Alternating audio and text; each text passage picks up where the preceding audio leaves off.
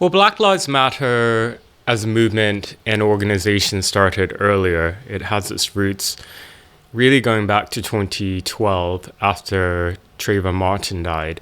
He was a 17-year-old black boy who got into a confrontation with a Latino man, and during that confrontation was shot dead, and there was a trial, and George Zimmerman was acquitted of all charges.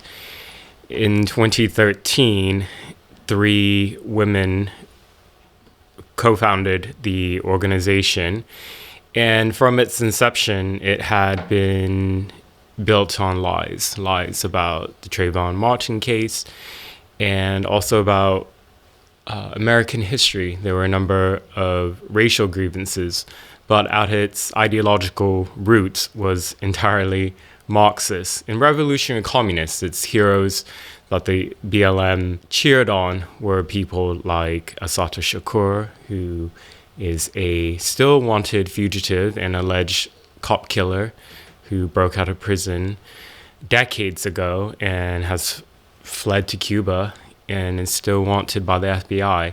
They would read her poetry, praise her.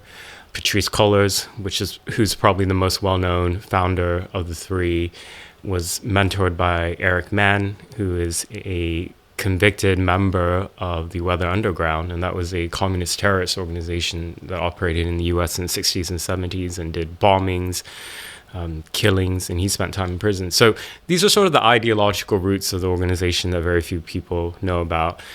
And then in 2014, after Michael Brown in Ferguson, Missouri died, the playbook of the propaganda and lies with the aid of the mainstream media around that death were again put to use to radicalize a population in America and to exploit white guilt for financial gain.